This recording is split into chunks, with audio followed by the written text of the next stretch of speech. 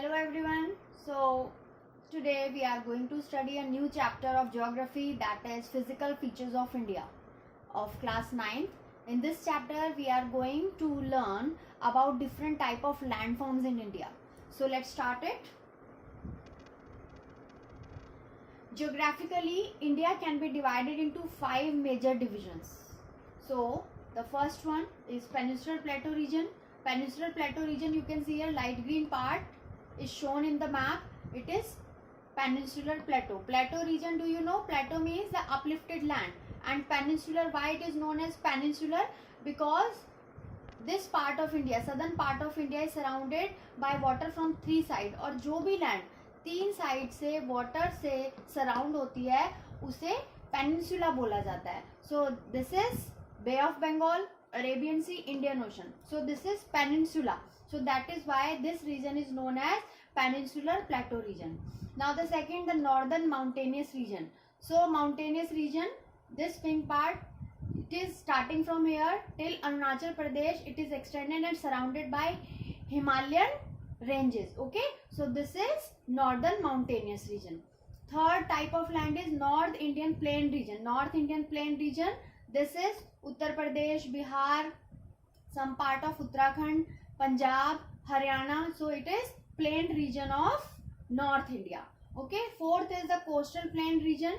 Coastal plain, you can see this dark side in India, both the side are coastal plains.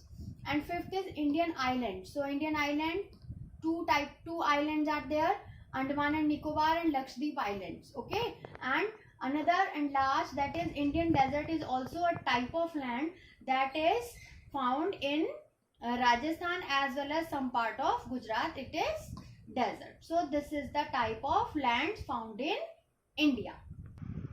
So children, the earth crust is made up of tectonic plate. तो सबसे पहले हम tectonic plates की theory को study करेंगे कि जो landform है उसमें जो चेंजेस आते हैं वो कैसे आते हैं. सो जो टेक्टोनिक प्लेट होती हैं अर्थ क्रस्ट में, दे आर मूविंग कॉन्टिन्यूसली. वो कॉन्टिन्यूसली मूव करती रहती हैं, but their movement is different. There are 3 type of movement found in tectonic plates. First movement is divergent plate. Okay, divergent movement में क्या होता है? The plates are moving opposite to each other. इसमें जो plates हैं, ये 2 plate आपको दिख रही हैं, ये एक दूसरे के अपोजिट, अलग अलग, दोनों अलग अलग साइड में मूव करती हैं. Second is transform movement. In transform movement, the plates are moving towards their edges. ये अपने edges की तरफ move करती हैं. And the last is convergent. Convergent movement में क्या होता है? Plates are moving towards each other. ये एक दूसरे की तरफ मूव करती हैं. तो कन्वर्जेंट मूवमेंट बहुत इंपॉर्टेंस रखता है, क्योंकि इसी मूवमेंट की वजह से जो हिमालयाज हैं वो फॉर्म हुए हैं. तो इसकी स्टडी हम अब इसके बाद करेंगे कि कन्वर्जेंट प्लेट के मूवमेंट से किस तरीके से हिमालयाज फॉर्म हुए हैं. सो हिमालय फॉर्मेशन से पहले हम एक हिस्ट्री के बारे में डिस्कस करेंगे. तो जो लैंड फॉर्मेशन की हिस्ट्री है या कॉन्टिनेंट फॉर्मेशन की हिस्ट्री है, उसके बारे में जानने के लिए हमें 120 मिलियन ईयर्स बैक जाना पड़ेगा. तो इतने टाइम पहले, अबाउट 120 मिलियन ईयर एगो, इतने टाइम पहले जो कॉन्टिनेंट्स थे वो अब की तरह नहीं थे.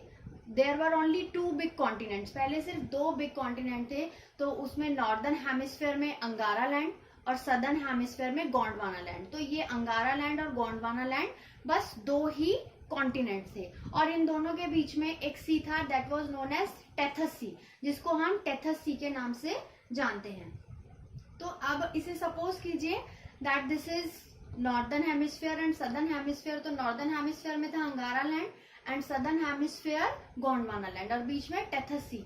तो क्या होता है कि जब भी जो रिवर्स थी दोनों साइड से, जो रिवर्स थी वो अपने साथ जितने भी तरीके के सेडिमेंट्स लाती थी वो सी बेड पे वो डिपॉजिट करती जाती थी. तो देखिए जो डिपॉजिट किया है रिवर्स, जो भी अपने साथ लाती थी डिपॉजिट करती है और वो रॉक की प्लेट बनती है. और रॉक की जो प्लेट्स हैं उसके बाद जो मैंने आपको कन्वर्जेंट मूवमेंट बताया था, कन्वर्जेंट मूवमेंट में क्या होता है? Plates are moving towards each other. तो ये जो ऊपर से कंप्रेशन हो रहा है रॉक पे, और कैसे? टेम्परेचर की वजह से या केमिकल चेंजेस की वजह से. ठीक है, और उसके साथ साथ अर्थ क्रस्ट में जो मूवमेंट है कन्वर्जेंट प्लेट की वो भी हो रही है। तो इस कन्वर्जेंट मूवमेंट की वजह से और कंप्रेशन की वजह से फोल्ड माउंटेन्स बने। कैसे? ये इधर से कन्वर्जेंट मूवमेंट हो रहा है, इधर से हो रहा है, तो वो दोनों जब एक के पास आए, एक दूसरे के पास आए, तो क्या हुआ? They come up to each other, एक दूसरे के ऊपर आते गए और उसके बाद ऐसे उठ गए and they made Himalayan mountains, और इस तरीके से हिमालयन माउंटेन्स बन गए। Now after the formation of Himalayas, you must know that Himalayas are the youngest mountain, or they are stretching from Kashmir to Arunachal Pradesh, और जो इनकी लेंथ है it is approximate to 2400 kilometre. And their altitudinal variation मतलब जो इनकी height है it is greater in eastern part, east में ज्यादा है और वेस्टर्न पार्ट में उससे कम है।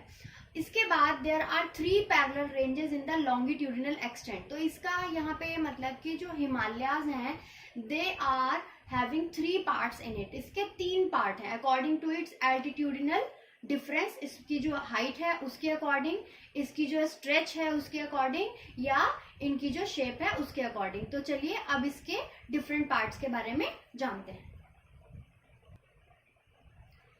सो these 3 parts are, the first one is the great or inner Himalaya. सबसे पहले जो है उनको बोला जाता है इनर हिमालयाज या ग्रेट हिमालयाज। सेकेंड पार्ट को बोला जाता है लेसर हिमालयाज और हिमाचल, ठीक है। और लास्ट जो इसकी रेंज है हिमालयाज की उसको शिवालिक बोला जाता है। So first great or inner Himalayas, इनके जो एल्टीट्यूडिनल हाइट है, पीक्स की जो हाइट है वो 6000 मीटर्स है, ठीक है। इसमें प्रोमिनेंट रेंजेस है जैसे K2 है, माउंट एवरेस्ट है, वो हिमालयाज में इनर हिमालयाज में ही पाई जाती है। More over it is composed of granite. तो इनर हिमालयाज किस तरीके के स्टोन्स रॉक से बने हैं? ग्रेनाइट से बने हैं। And they are snow covered throughout the year, और वो पूरे साल बर्फ से ढके रहते हैं और इनमें से बहुत सारी नदियां भी निकलती हैं। Second part of Himalayas is lesser Himalayas and it is also known as Himachal, और इसको हिमाचल के नाम से भी जाना जाता है। इसकी जो एवरेज हाइट है दैट इज 3700 टू 4500 मीटर्स, और इसकी जो विड्थ है that is 50 kilometres. And range is mainly composed of highly compressed and altered rock. तो कंप्रेस्ड क्या होता है? केमिकल चेंजेस और टेम्परेचर की वजह से जो रॉक होते हैं उनसे बना है ये। Now the third part is of Himalaya the Shivaliks. तो शिवालिक तो आप भी जानते हैं, you are living in Haridwar, तो आप हरिद्वार में जो माउंटेनियस रेंज देखते हैं it is the part of Shivalik range, okay. So it is the outermost range of Himalaya. तो सबसे पहले ग्रेटर हिमालयाज आते हैं, फिर लेसर हिमालयाज आते हैं, उसके बाद शिवालिक रेंज आती है। तो ये हिमालय की सबसे बाहर की रेंज है। एल्टीट्यूड वेरीज, तो जो इसकी हाइट है, जो इनके पहाड़ों की हाइट होती है वो 900 से 1100 किलोमीटर तक हो सकती है, और जो इनकी विड्थ है वो 10 टू 50 किलोमीटर तक हो सकती है। Moreover, longitudinal valleys lie between the Himachal and Shivalik. तो ये हिमाचल और शिवालिक के बीच में होते हैं। इसमें बहुत सारी वैलीज पाई जाती हैं, those are known as Doon, जैसे कोटली दून, पाटली दून, देहरादून, ये सब शिवालिक्स में ही पाए जाते हैं। और जो हिमाचल रेंज है यहाँ पर ज्यादातर हिली स्पॉट्स पाए जाते हैं, हिली रीजन पाए जाते हैं, जैसे आप लोगों को कश्मीर वैली है, कुल्लू है, तो ये सब हिमाचल में पाए जाते हैं। तो ये हैं आपके 3 parts of Himalayas, that is great or inner Himalayas, lesser Himalayas और Himachal, and last is Shivalik.